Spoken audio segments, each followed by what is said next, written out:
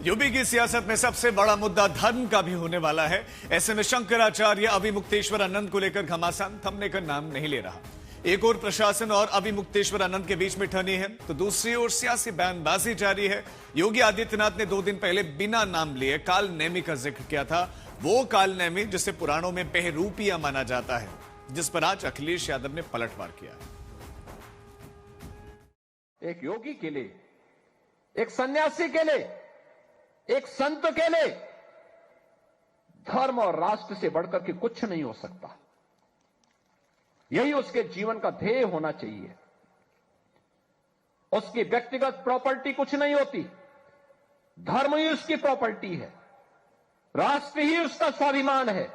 अगर कोई राष्ट्रीय स्वाभिमान को चुनौती देता है तो हमें खुल करके उसके सामने आकर के खड़ा हो जाना चाहिए, उसकी चुनौती का मुकाबला करने के लिए खड़ा होना चाहिए। कोई धर्म के खिलाफ आचरण करता है, क्योंकि ऐसे तमाम कालनेमी होंगे जो धर्म की आड़ में सनातन धर्म को कमजोर करने की साजिश रच रहे होंगे। हमें उनसे सावधान होना होगा, उनसे सतर्क रहना होगा। शंकराचार्य जी स्नान नहीं कर पा रहे हैं। तुम चुनाव आयोग के उसकी बात कर रहे हो, आप लड़ते रहना पड़ेगा लगातार।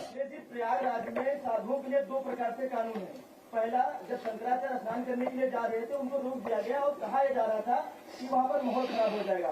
दूसरी तरफ कल सतुआ बाबा बिल्डोजर से घाट तक पहुंच गए स्नान करने के लिए। काल नेमी को याद करने वाले बताएं कि कलयुग के काल नेमी कौन है। उधर शंकराचार्य अभिमुक्तेश्वर आनंद अभी भी माघ मेले में मौजूद हैं, जहां पर उनके पंडाल में नए सीसीटीवी कैमरे लगाए गए हैं। समर्थकों का कहना है कि प्रशासन कुछ गड़बड़ी ना करे, ऐसे में सीसीटीवी के जरिए सारी हरकतों पर नजर रखी जा रही है।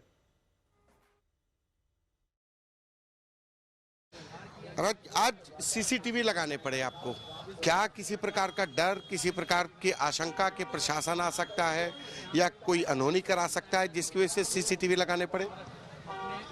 देखिए, बात यह है कि बहुत से बातें आती हैं लोगों के बीच में। हमारे शिष्यों ने हमसे कहा कि खतरे की आशंका है, इसलिए हम लोग सीसीटीवी लगाना चाहते हैं। तो हमने मना नहीं किया, हमने कहा ठीक है, तुम्हारी इच्छा है तो लगा दो।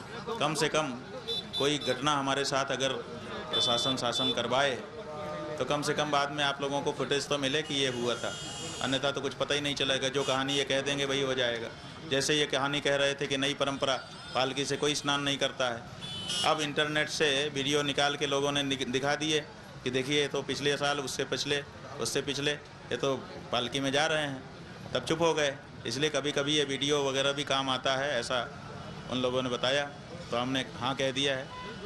एक आपका पेज चलता है 1008.guru, उस पर भी ये पोस्ट है 2024 का। एक आप माघ मेले में जा रहे हैं, तो एक तरीके से ये आपने जवाब दिया है जिन लोगों ने खड़ा किया था सवाल कि शंकराचार्य माघ मेले में पूरे लाल लश्कर के साथ नहीं जाते हैं। ये जवाब भी है एक तरीके से।